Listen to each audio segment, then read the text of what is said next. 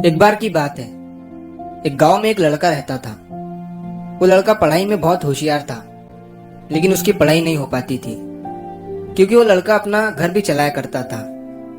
वो रोज अपने खेत में जाता, दिन भर वहां काम करता और शाम को घर वापस आकर वो थोड़ी बहुत पढ़ाई कर लिया करता था। अब जब वो लड़का 12वीं क्लास में गया तो सभी गांव वालों को ये लग रहा था कि हमारे गांव से यही लड़का 12वीं में फर्स्ट आएगा, क्योंकि गांव वालों को भी पता था कि वो लड़का पढ़ाई में बहुत होशियार है। तो 12वीं का एग्जाम आया, लड़के ने एग्जाम दिया और जब 12वीं का रिजल्ट आया तो वो लड़का किसी कारण से एक सब्जेक्ट में फेल हो गया। जब गांव वालों को ये बात पता चली तो सारे गांव वाले उस लड़के को ताने देने लगे और उसका मजाक उड़ाने लगे। वो जब भी अपने घर से खेत की तरफ जाता तो उस रास्ते पर उसे जितने लोग मिलते वो सब उसे ताने देते रहते।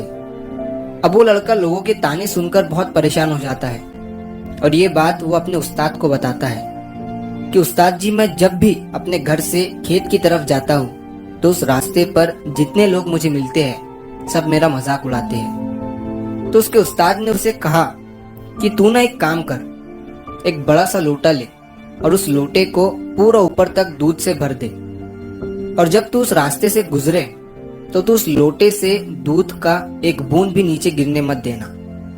लड़के ने एक दिन वैसा ही किया। वो जब उस रास्ते से दूध का लोटा लेकर निकला तो उसका फोकस उस लोटे पर इतना था कि उसे लोगों की आवाज ही सुनाई नहीं दी। वो इतने ध्यान से उस लोटे को लेकर चल रहा था कि उस लोटे से दूध का एक भी कतरा नीचे ना गिरे। इसकी वजह से उसे लोगों के तानों की आवाज सुनाई ही नहीं दी।